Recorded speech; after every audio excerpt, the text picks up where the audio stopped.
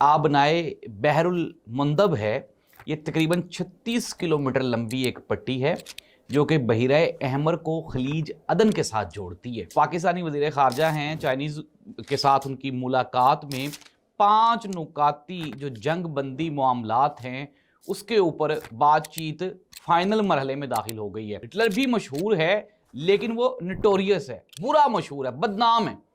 Similarly अब Donald Trump को भी शायद ये लगना शुरू हो गया है कि मैं दुनिया में मसीहा तो बन नहीं सकता, तो मैं भी दुनिया में हिटलर ही बन जाऊं। अमेरिका, इसराइल और इसके जो हामी ग्रुप्स हैं वो आहिस्ता आहिस्ता दुनिया में आइसोलेट होते जा रहे हैं। मिडिल ईस्ट में नई तब्दीलियां रोनमा हो रही हैं। नाज़रीन, मैं हूं जाहिद अब्बास नकवी, आप देख रहे हैं हमारा सोशल मीडिया चैनल। आपसे रिक्वेस्ट है कि हमें सब्सक्राइब करें और अपने कमेंट से ज़रूर आगाह करें। ईरान ने एक और दुनिया को हिलाने के लिए एक और ख़बर की तैयारी कर ली है।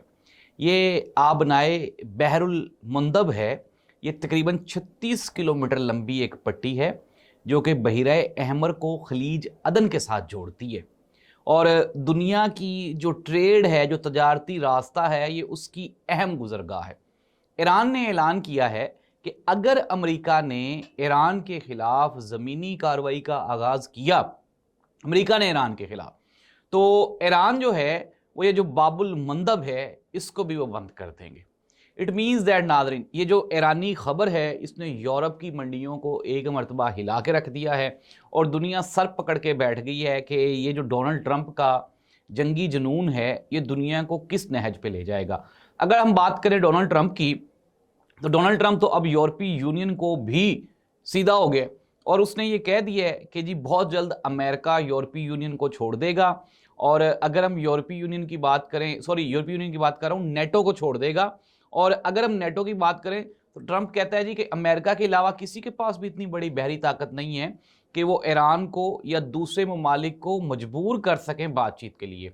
और साथ ही साथ ये भी कहा गया कि बरतानिया के पास जो जहाज़ हैं वो पुराने हैं, अमेरिका के पास जदीद बहरी जहाज़ हैं और नेटो अमेरिका का मातहत है, अमेरिका नेटो का मातहत नहीं है। इट मीन्स दैट नाज़रीन, आने वाले दिनों में यूरोपीय यूनियन, नेटो और अमेरिका ये भी आपको एक दूसरे के आमने सामने दिखाई देंगे। बरतानिया ने तो खुल के कह दिया, बरतानवी वज़ीर आज़म, उन्होंने कहा जी ये तो इसराइली जंग है और हम तो अपने बच्चों को नहीं भेजेंगे कि वो इसमें जाके अपनी जानें कुर्बान करें। अमेरिका पागल हो गया तो हो जाए, हमें तो कोई ज़रूरत नहीं है। नाज़रीन, दुनिया घबरा गई है, दुनिया सर पकड़ के बैठी है, डोनाल्ड ट्रंप को समझ नहीं आ रही। दूसरी जानिब पाकिस्तान ने अहम किरदार अदा करते हुए, जो पाकिस्तानी वज़ीर ख़ारजा हैं, चाइनीज़ के साथ उनकी मुलाकात में 5 नुकाती जो जंग बंदी मामलात हैं उसके ऊपर बातचीत फाइनल मरहले में दाखिल हो गई है। अब चाइना जो है वो इसमें एक अहम फरीक का किरदार अदा कर रहा है। ये जो 5 नुकाती एजेंडा है इसमें सबसे पहले जंग बंदी है, फिर इसके बाद इंफ्रास्ट्रक्चर की बहाली है, फिर इसके बाद जो आबनाए हरमुज़ समेत जितने भी तजारती रास्ते हैं उनकी क्लियरेंस है। और उसके अलावा जो मेन जो शिक है वो ये है कि ईरान में जो हमले किए जा रहे हैं, उसमें जो शहादतें हो रही हैं, उनकी जो क़यादत को टारगेट किया जा रहा है, उसको रोकना भी इसका अहम हिस्सा है।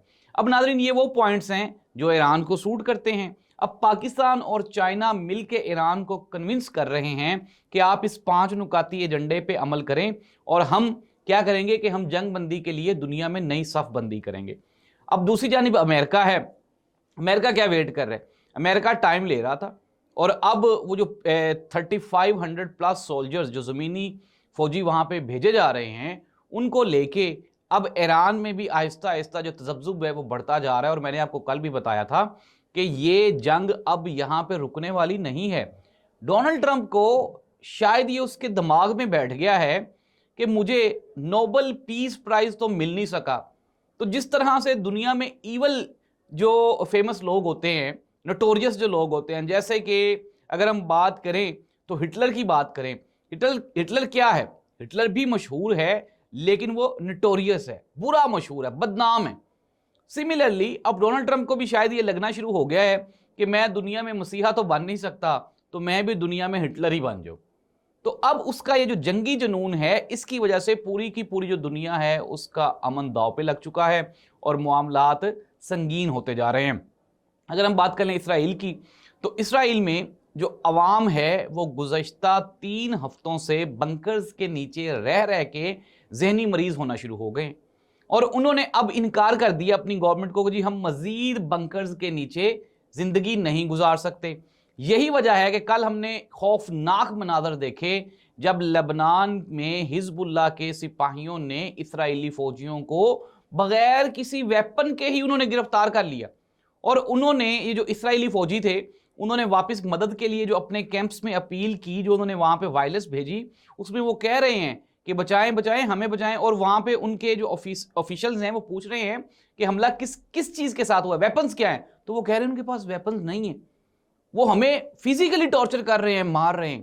تو ناظرین یہ ہوتا ہے جذبہ ایمانی، اور جس طرح میں نے آپ کو کہا کہ اسرائیل گھبرا چکا ہوا ہے، یہی وجہ ہے کہ اسرائیلی اسمبلی میں ایک کالا قانون پاس کیا گیا جس میں یہ کہا گیا کہ اسرائیل کے اوپر جو حملہ کرنے والے فلسطینی جو گرفتار ہو جاتے ہیں، اگر عدالتیں انہیں سزائے موت دیں گی تو اس کے اوپر عمل کرنا ہوگا، اور یہ قانون پاس کر لیا کل اسرائیل کی پارلیمنٹ نے۔ لیکن اس کے خلاف یورپی یونین، اقوام متحدہ اور پوری دنیا میں جو انسانی حقوق کی تنظیمیں ہیں انہوں نے شدید تحفظات کا اظہار کیا، اور انہوں نے کہا کہ یہ کالا قانون ہے، اس سے بالکل بھی جو ہے وہ امن برباد ہوگا۔